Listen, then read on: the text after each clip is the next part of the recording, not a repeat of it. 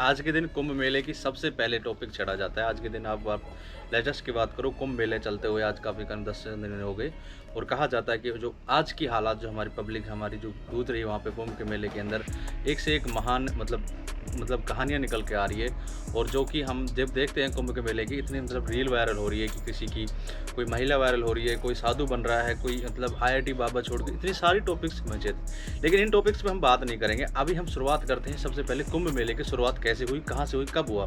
पहले कुंभ मेले की हम कुछ बातें हैं कि भाई जो फैक्ट्स हैं उसको हम चूज़ करेंगे। हम सारी बातें सिर्फ फैक्ट्स के ऊपर यूज़ करेंगे क्योंकि इसमें से कुछ बातें हैं नहीं, क्योंकि कुंभ मेला शुरुआत कब हुआ ये कुछ आइडिया नहीं है कि कब मतलब इसकी शुरुआत हुई। कहा जाता है कि कुंभ मेला शुरुआत सबसे पहले मतलब बताया जाता है कि एक हमारा कोई पुख्ता सबूत नहीं है शास्त्रों के अंदर, लेकिन ऐसा कह सकते हैं कि भाई हम कहीं से भी एक अगर थ्योरी जो निकलती है, जैसे साइंस किसी चीज़ की थ्योरी देते हैं, तो ऐसे हमारी कुछ पुराने काल में कुछ घटनाएं ऐसी घटी है और कुछ चीज़ें हैं जिन्हें हमें एक्सप्लोर करनी होती है। जैसे मान लें कि बताई हुई बड़े बूढ़ों की जो कहानियाँ होती है उन्हें हम बता सकते हैं। तो ऐसे हम कुंभ मेलों की अगर कुंभ के ऊपर अगर हम बात करें, कुंभ मेला उससे पहले कहा जाता है कि इसे माघ मेला भी बोला जाता था। कुंभ नाम भी नहीं था इसका, कुंभ तो ये बाद में पड़ा। ब्रिटिश के शासन या मुगल काल के शासन में इसका नाम पढ़ने में आया। लेकिन हम सबसे पहले हम बात करें, कुंभ मेला 12 साल के अंदर आता है ऐसा कहा जाता है। 12 साल का चक्कर क्या है? 12 साल का बताया जाता है कि जो बृहस्पति ग्रह है वो सूर्य के 12 साल के अंदर एक चक्कर पूरा कर लेता है, इसलिए ये 12 साल के अंदर कुंभ मेला आता है। एक थ्योरी मैं ये बता रहा हूँ। दूसरी थ्योरी ये है, एक बार कहा जाता है कि देवता असुरों से बड़े परेशान हो गए थे और असुरों से परेशान होकर देवता भगवान विष्णु के पास जाते हैं और भगवान विष्णु से बोलते हैं कि हम इन राक्षसों से हमेशा क्या किया जाए कि जिससे हमें छुड़ाव मिले। तो उन्होंने कहा कि आप एक समुद्र मंथन का उन्होंने मतलब वो किया कि क्षीर सागर को आप मथा जाए और उसके बाद में उसमें कुछ अमृत निकलेगा। अमृत निकलने से जब आप अमृत पियोगे तो आप देव असुर से ज़्यादा ताकतवर हो जाओगे। लेकिन ऐसा होता है कि वो अमृत निकल तो जाता है और कहा कि आप अकेले नहीं कर पाओगे, असुर और देवता दोनों की ताकत मिलकर ही मंथन होगा।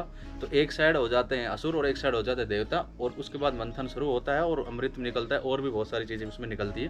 खैर हम मेन चीज़ पे डिस्कस करेंगे इसमें।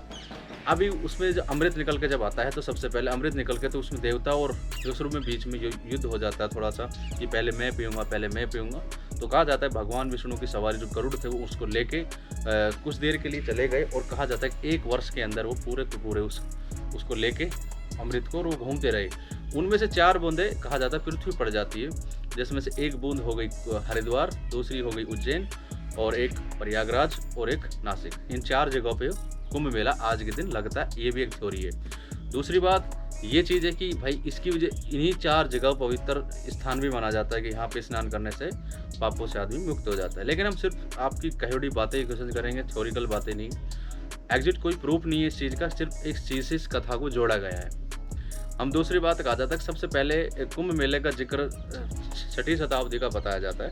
6वीं से 7वीं 600 BC के अंदर एक चाइनीज एक यात्री था, यानी कि ट्रैवलर। जो आज हम ट्रैवलिंग करते हैं तो जैसे हम किसी जगह पे ट्रैवल करते हैं तो जैसे आज हम ट्रैवल करते हैं उसी प्रकार एक उस टाइम एक ट्रैवलर जो था 7वीं शताब्दी के समथिंग या 6वीं शताब्दी के समथिंग बीच के अंदर बताया जाता है। और सुहान नाम का कोई चाइनीज यात्री था जो कि आया था। तो कहा जाता है कि उस टाइम हर्षवर्धन नाम का कोई राजा था भारत के अंदर, उसका राज था। कहा जाता है उसने एक बुक के अंदर लिखा है अपनी मतलब कि उसने ये चीज़ लिखी है कि जो हर्षवर्धन राजा है वो माघ का मेला देखने के लिए संगम के किनारे जाया करता था।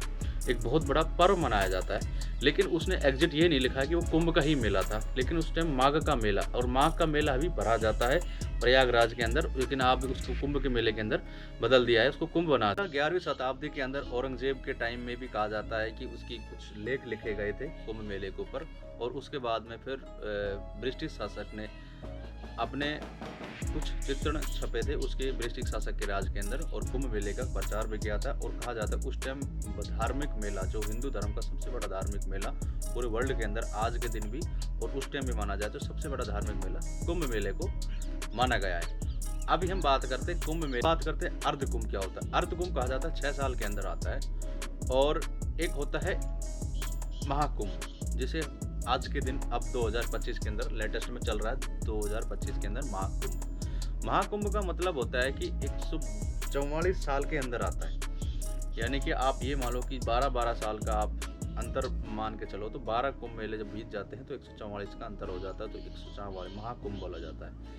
ऐसा भी मतलब कहा गया है ये जो महाकुंभ है, ये बताया जाता है कि ये 144 साल के अंदर आया है। लेकिन इसका प्रोसेस है, क्योंकि पहले भी अगर हम काफ़ी इंटरव्यू हम जब देखते हैं, सर्च करते हैं, तो जब पहला जो महाकुंभ था 2013 के अंदर, तो उस टाइम भी कुछ ऐसा ही इस प्रकार का बोला गया था। लेकिन इस प्रकार जो मेन जो आंसर हैं वो सिर्फ लिखित हैं, और इस कुंभ मेले का हमें कोई स्टेशन कि भाई इस कुंभ मेले की शुरुआत की किसने और कैसे की गई, इसका ना तो कोई शास्त्र के अंदर कुछ मतलब कोई प्रमुख वो नहीं है। लेकिन हम ये मानते हैं कि ये हमारा जो मेला जो भरता है हिंदू धर्म के लिए, ये सबसे बड़ा धार्मिक मेला बन चुका है। अभी हम इसके अंदर आगे भी बात करेंगे इस मेले के बारे में, जो आज की घटनाएं, जो मेले के अंदर आपने देखा होगा 2 दिन पहले जो घटनाएं हुई है कि लोग भगदड़ मच गई है, और बहुत सारी चीज़ें हैं उनके अंदर एक्सप्लोर करेंगे IIT बाबा। और दूसरी बात फिर उसी के अंदर हम बात करेंगे कि ममता कुलकर्णी को पद से भी हटा दिया। ये अब लेटेस्ट न्यूज़ आई है कि वो जो महामंडेश्वर की जो बनाई गई थी वो उसको उस पद से ग्रस्त कर दिया, और जिन्होंने बनाई उसको भी पद से हटा दिया है।